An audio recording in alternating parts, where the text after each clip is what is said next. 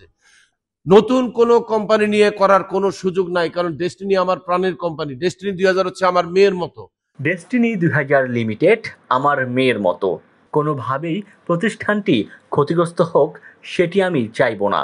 ডেস্টিনির বিকল্প প্রতিষ্ঠান করার বিষয়টি ছিল ফ্যাসিস্ট সরকারের দোসরদের 12 বছর জেল অপপ্রচার। খেটেছি, অবশ্যই ডেস্টিনি 2000ই চলবে। আর বুধবার ঢাকা রিপোর্টার্স ইউনিটিতে মিট দ্য প্রেস অনুষ্ঠানে ডেস্টিনি 2000 লিমিটেডের প্রতিষ্ঠাতা পরিচালক ও বাংলাদেশ আম জনগণ পার্টির আহ্বায়ক ডক্টর মোহাম্মদ রফিকুল আমিন এসব কথা বলেন। 10 জন লোক সততার সাথে কাজ করে এক প্রশ্নের জবাবে তিনি বলেন, ডেস্টিনি 2000 লিমিটেড একটি এমএলএম কোম্পানি, আর যে কোম্পানি নিয়ে অপপ্রচার চালানো হচ্ছে সেটি একটি ই কমার্স প্রতিষ্ঠান। আমাকে মিথ্যা মামলা দিয়ে জেলে আটক করার পর ডেস্টিনি 2000 লিমিটেডের বিনিয়োগকারীদের বিভ্রান্ত করতে ডেস্টিনি 2000 লিমিটেডের বিকল্প অন্য প্রতিষ্ঠান চালু করার ভুয়া তথ্য ছড়ানো হয়, যাতে লাখ লাখ বিনিয়োগকারী আমাকে ভুল বুঝে মাঠে নামেন।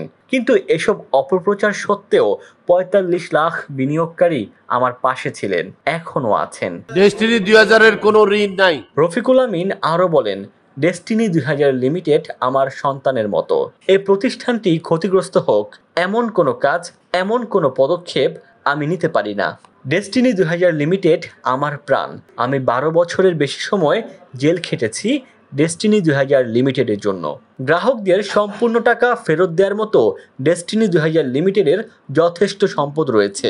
ডেস্টিনি 2000 লিমিটেডের যে সম্পদ রয়েছে তার মূল্য কমপক্ষে 7,000 কোটি টাকা, আর বিনিয়োগকারীদের পাওনা মাত্র 3,000 কোটি টাকা। আমি ফেরত দেওয়ার কেউ না, ফেরত দেওয়ার অথরিটি হচ্ছে। ডেস্টিনি 2000 লিমিটেডের বিষয়ে সাংবাদিকদের প্রশ্নের জবাবে রফিকুল আমিন বলেন, ডেস্টিনি 2000 লিমিটেডে যারা বিনিয়োগ করেছে তাদের টাকা ফেরত দেওয়ার দায়িত্ব ডেস্টিনি 2000 লিমিটেডের বর্তমান বোর্ডের। ডেস্টিনিতে যদি আমাকে আবারও ম্যানেজিং ডিরেক্টর করা হয় ও সকল ব্যাংক অ্যাকাউন্ট খুলে দিয়ে সম্পদ আমার হাতে বুঝিয়ে দেওয়া হয়, তাহলে আমি 1 মাসের মধ্যে বিনিয়োগকারীদের টাকা ফেরত দেওয়া শুরু করব।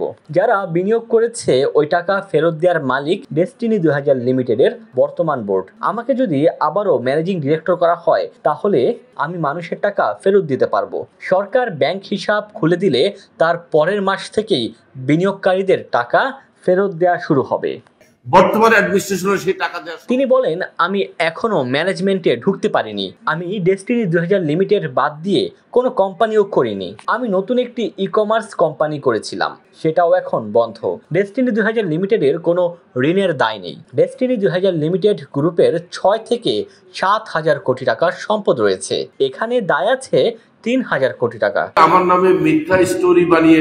নতুন প্রতিষ্ঠিত বাংলাদেশ আম জনগণ পার্টির আহ্বায়ক বলেন, সততার সঙ্গে 2 পয়সা আয় করতে ডেস্টিনির বিকল্প কিছুই ছিল না। ডেস্টিনি সবসময় সততার সঙ্গে ব্যবসা করেছে। সততার কারণেই ফ্যাসিস্ট সরকারের রোষানলে পড়েছিলাম। আমার নামে মিথ্যা স্টোরি ছাপিয়ে এবং মিথ্যা মানি লন্ডারিং মামলা দিয়ে ফাঁসানো হয়েছিল।